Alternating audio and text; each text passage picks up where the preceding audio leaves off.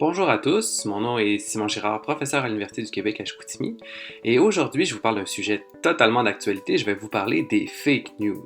Pas nécessairement pour vous décrire c'est quoi une fake news, mais en fait ce que je veux vous dire aujourd'hui c'est vous donner 4 trucs très utiles pour les repérer et pour essayer de ne pas les propager évidemment.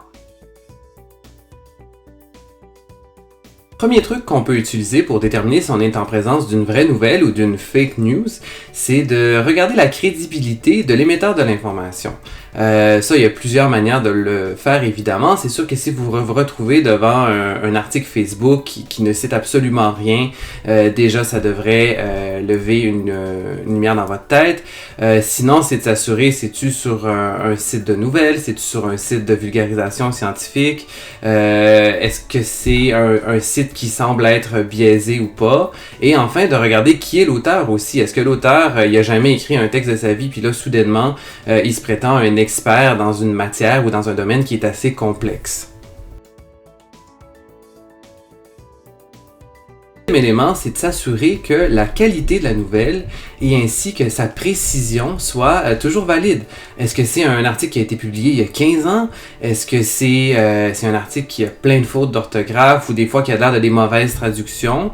Ou est-ce que c'est quelque chose qui a été pris dans un contexte qui pouvait avoir une base crédible mais qui finalement a été repris complètement dans un nouveau contexte où finalement l'information, dans la manière qu'elle est présentée, elle ne fait aucun sens crédible?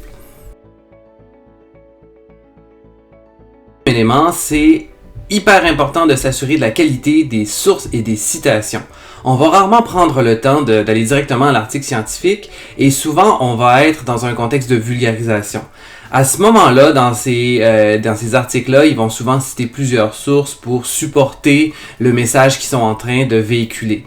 Dans ce contexte-là, vous avez un devoir de vous assurer si ces sources-là sont crédibles. Est-ce que ça a été publié dans des journaux scientifiques ou est-ce que ça a été publié sur un blog personnel, sur une page Facebook ou encore quelque chose de plus terrible? Alors dans ce contexte-là, c'est votre travail à vous de vous assurer que oui, l'article va être supporté par des sources qui sont crédibles.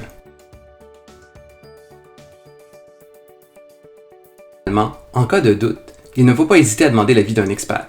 C'est justement pour ça que le Centre intersectoriel en santé durable de l'Université du Québec à Chicoutimi met à votre disposition l'expertise de ses professeurs, de ses professionnels et de ses étudiants afin de répondre à vos questionnements et de vous aider à naviguer dans ces eaux troubles. Bonne journée!